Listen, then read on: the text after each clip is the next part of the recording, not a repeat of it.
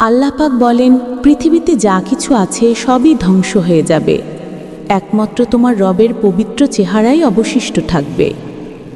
মানুষ মাত্রই মরণশীল, ছোট বড় ধনী নির্ধন সবাইকে মরতে হবে।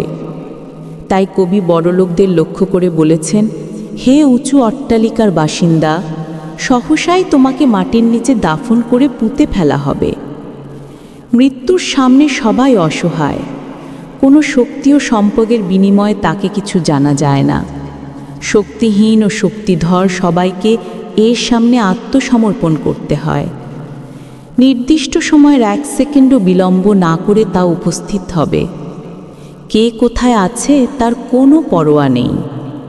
মৃত্যুর লক্ষ্য হলো সবাইকে আল্লাহর কাছে ফিরে যেতে হবে।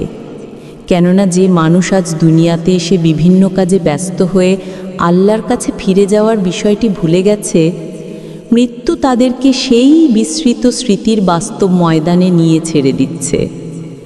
অবুঝ শিশুরা যেমন ঘর থেকে খেলতে বেরিয়ে খাওয়া দাওয়া ও নির্দিষ্ট সময়ে ঘরে ফেরার কথা ভুলে যায়, তেমনি এ মাটির পৃথিবীর অস্থায়ী মানুষও তার পরকালের আসল ঠিকানা ভুলে যায়।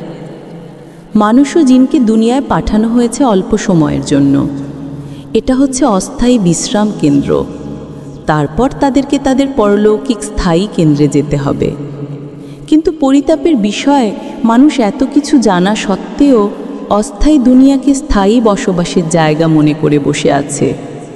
পবিত্র কোরআন ও হাদিস মানুষের মৃত্যু সম্পর্কে বহু উদাহরণ পেশ করে মানুষের দৃষ্টি আখিরাতের দিকে আকৃষ্ট করার চেষ্টা করেছি। মানুষ যদি সেগুলো পাঠ করে তাহলে মৃত্যু তথা পরকাল সম্পর্কে পরিষ্কার ধারণা লাভ করতে পারে।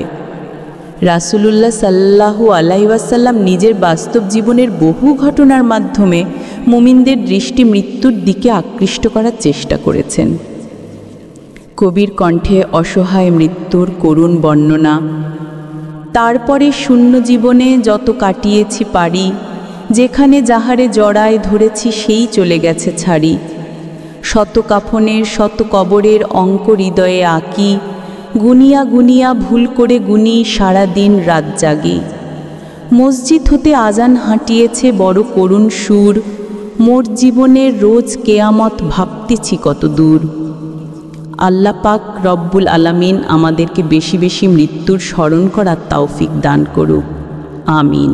ভিডিওটি ভালো লাগলে মুসলিম মোটিভেশন মৃত্যুর স্মরণ চ্যানেলটি সাবস্ক্রাইব করে পাশে থাকুন। ইনশাআল্লাহ এখান থেকে আমরা ভালো কিছু জানতে পারবো।